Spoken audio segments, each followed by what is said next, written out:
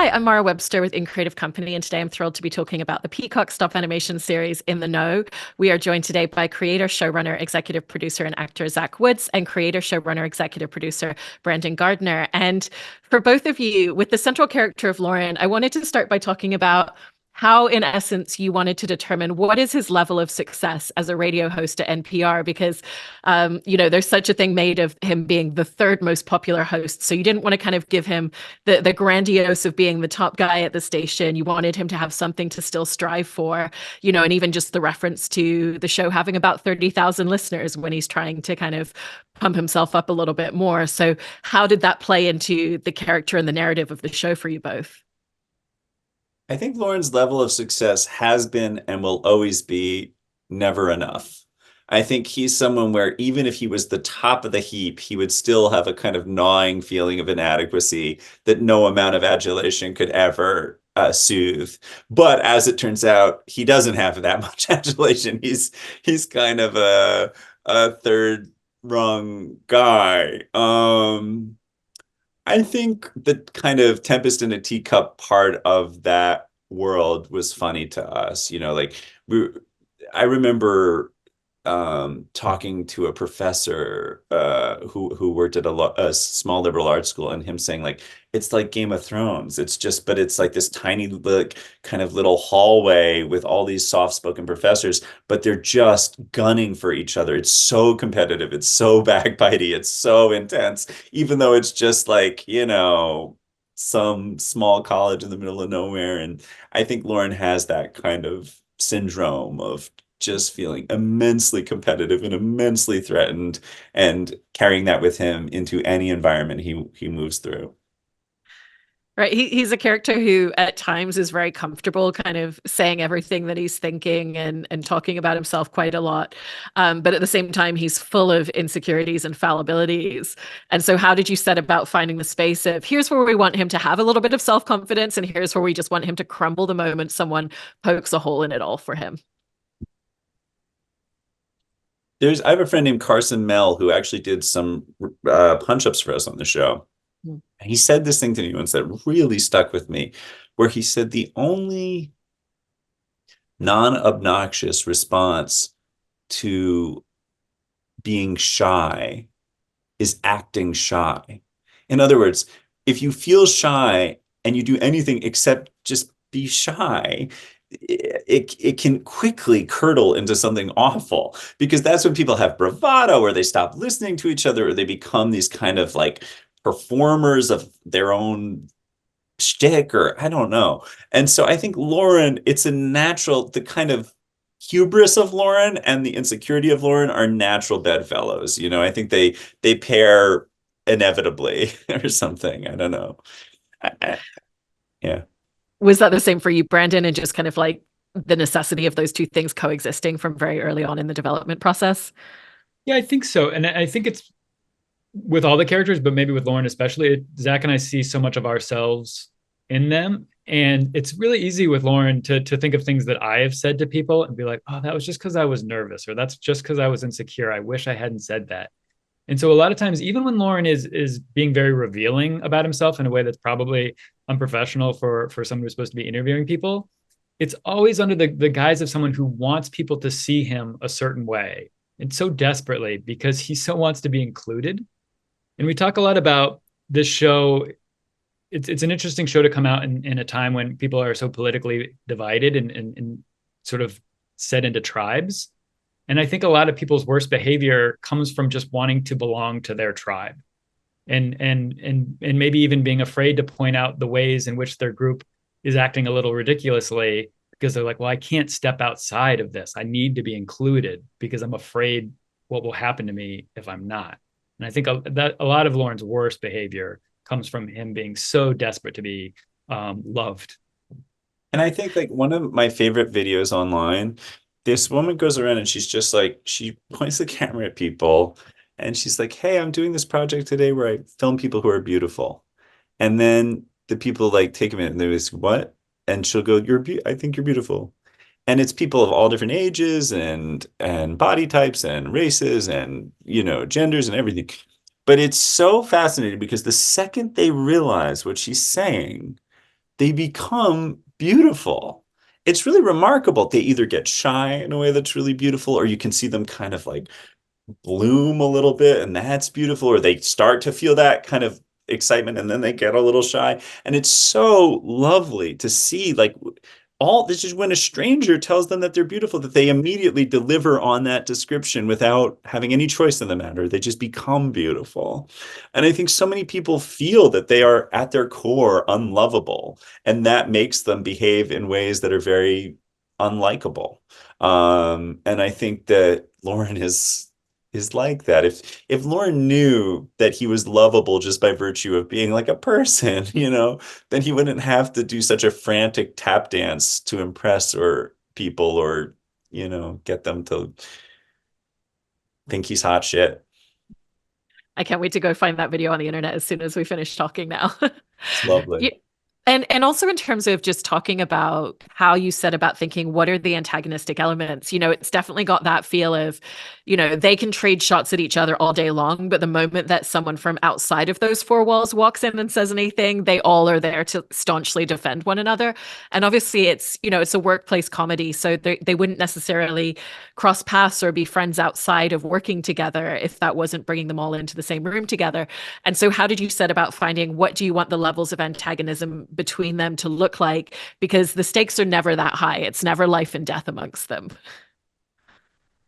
I don't think we necessarily sort of designed what the antagonism would be, but we tried to think of who would actually populate a space like that, / like who is someone in life that we think would be interesting to be represented in that space. And the very beginning of the process, when we were talking to the writers, one of the first things we all talked about is which characters we related to and in what ways.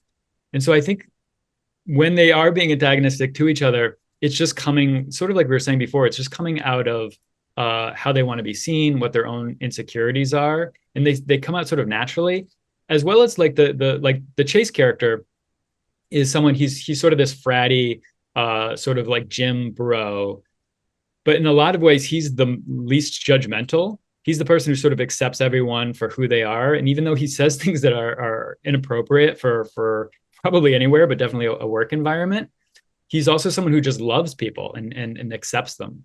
And so he ends up being like an interesting sort of companion for Sandy, who's the character Mike Judge voices. And it is such a weirdo, sort of outside society person, but they sort of find each other because neither of them judges each other. We described him a lot in the room as like the alcoholic Jesus, kind of like alcoholic, like sexually omnivorous messianic character who is just there to bestow everlasting love on everyone in between shots of whatever like cocaine laced cocktail he was knocking back that day.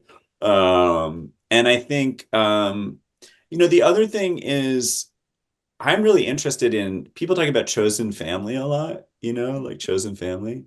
But I guess I feel like a lot of families, even non-biological families, are unchosen families, where it's just like by virtue of the fact that you all happen to work in this office, you become, especially if you're people who are a little on the lonely side or a little on the isolated side, you become this sort of tacit family. And I think there's something really beautiful about that, and people's ability to love each other even when there's not necessarily a natural affinity, where you never choose each other except that you have to share a desk space, and next thing you know, you end up really caring about people. And I think that's the kind of flip side of that tribalism that Brandon was talking about. It's like, I feel that people are very, myself very much included, apt to sort of draw the boundaries of who we are and who they are and stay firmly on the we side. But the more optimistic side of that, I think, is that if you spend enough time just in proximity with another person, often the perimeter of we will expand to include them.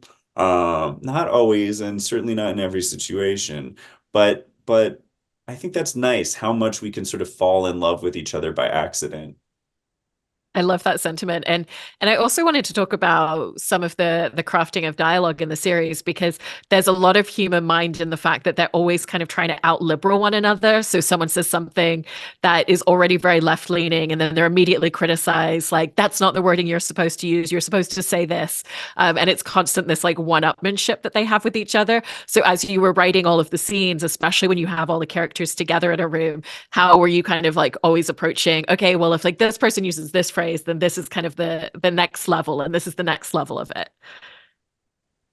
Yeah. So for example, people caring about language and the importance of it, that's not something that on its face I think is absurd. I think there is importance to language, but it's also something that where I relate to, where it's like I genuinely at least want to be a better person and to treat people respectfully. But sometimes I get very nervous of like, am I using the right term here? I'm not sure. It's like I'm trying to educate myself as best I can. And someone might correct me and I would feel ashamed in that moment of like, you're right, I should say this. But something with language that I also find is sometimes I think we can get so focused on that we sort of forget that there's other ways in which we can sort of show compassion to the world, and maybe sometimes in more tangible ways, but that language is especially for people who are sort of verbose, overeducated, maybe people sort of are driven to that. And I think that sometimes is sometimes it's sad, but it's also sometimes funny to me. That's like, oh, we're putting so much energy into this, and I get it. But it's interesting the ways we fall short of this, of the hypocrisies in our lives, where it's like, we're not really doing this. And so when we were crafting the dialogue for the characters, it really came out of how we and the writers try to exist in the world and doing our best to say the right thing, but also recognizing when maybe that's going overboard or focusing on the wrong thing. And you can tell that the show overall comes from such a place of love of NPR and of public radio. Good. And so what did you want to make sure to capture from that world? You know, there's certain beats that feel very familiar, like the episode where they do a pledge drive, you know, but even just capturing the essence of, there's so much work and care and thought that goes into all of this. Like before you have interview segments on Lauren shows, you show the pre-interviews, the research elements that go into it, and the way that it is this real team effort. I mean, I'm grateful to NPR and any news outlet, or, you know, any outlet that does not exist purely for profit is remarkable, that it's been able to withstand the crazy contraction that has happened in journalism. And I feel really reliant on the reporting from places like NPR and the interviews, and yeah, I'm very grateful for NPR. And I also feel one of the things I'm most moved by in my own life, like sometimes I'll direct commercials, right? And one of the things I try to say when I'm directing a commercial is that I think there's something so optimistic about a group of experts coming together. Maybe they've never met each other before, and they all get together and they all solve problems as a group, and hopefully treat each other kindly, and then vanish into the night. There's something about like strangers coming together to make a complex puzzle work that makes me happy in and of itself. And I think just the way the little ecosystem of NPR functions is kind of amazing, as like a little ant farm. But beyond that, well, hold on, I'm talking too much and I'm making less and less sense. Brandon, do you want to take over? I agree with what Zach said. And just the other thing about NPR that I think is admirable is the vast majority of the people working there, if not almost all of them, are not paid particularly lavishly for the dedication that they show to this. That they're people, I think, who really believe in what they're doing, that there's something important to what their work is, and to delivering the news in as unbiased a way as possible, is, I think, like something that is, yeah, admirable. It's like, I'm glad that there are people out there who are willing to dedicate their lives without a ton of financial reward. I love that. And also in talking about the interviews that take place within the scope of the show that Lauren conducts, I was so curious about the conversations that you had with guests and kind of the preparation and the details that you gave them in advance, because you have some really unexpected moments. You know, I think like the Mike Tyson interview really shows that there were off the cuff moments. You didn't expect him to talk about, you know, growing older, we lose a lot of things and it's a natural and important part of life and it's really poignant.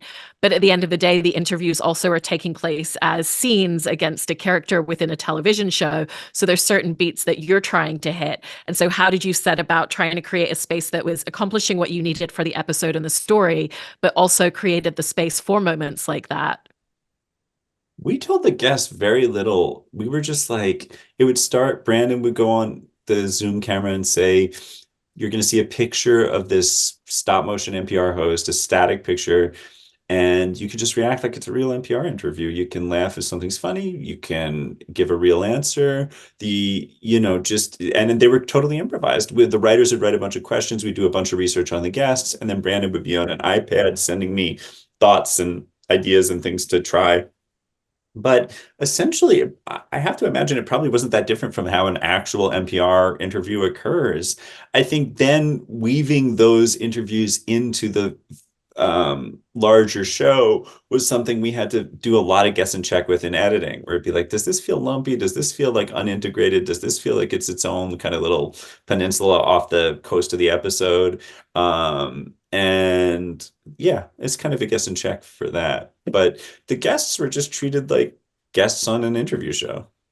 And it's all exception. Like I would like with Tegan and Sarah, because we knew they were Lauren's dream guests. Part of what we had written into the story was that they get sick and stop the interview. And so that was one thing, like everything in that interview was unscripted, except at the very end, we were like, would you mind pretending to get sick? And they were like, sure. And they nailed it. But otherwise, that whole interview is just them reacting and not knowing what Lauren's going to say next. The only exception is the interview with the pre-interview with Jorge Masvidal, and that was scripted. I mean, Jorge improvised all this really funny stuff, like his stuff about not wanting to murk dolphins was that was all him. But that was scripted because we wanted to show Fabian. We thought it'd be an interesting story, and we like the idea of two people. You know, Jorge Masvidal is a very conservative cage fighter. And Fabian is Fabian, you know, this very lefty kind of, you know, progressive from the Midwest. And so she's someone who we thought it'd be interesting to show how two people from completely different factions could find some moment of mutual respect and fondness and vulnerability. And so that one we scripted because it would be hard to do that with a fictional character and a real person without a script.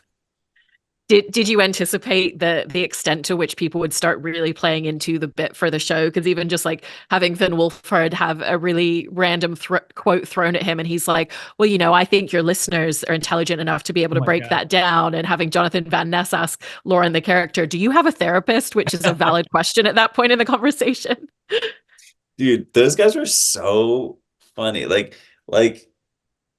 Finn was so fucking fun, like so game, so funny, so playful. Like he just was killing us. And it kind of brought out like a weird part of Lauren, like where I felt when I was interviewing him, I got like really punchy and weird. We have a longer form version that we're going to release as a podcast of a lot of these interviews. And with Finn, it was just like, I just felt so happy because he was such a hilarious goofus. And then with Jonathan, they were just like effortlessly hilarious. And we never asked them to like co-sign on the reality of the show really, but they just did. I love that and really, really enjoyed the experience of watching all of the episodes. So congratulations on a fantastic series. And thank you so much for sharing all of these details. I appreciate it. Thank you for really thoughtful questions and thanks for watching it.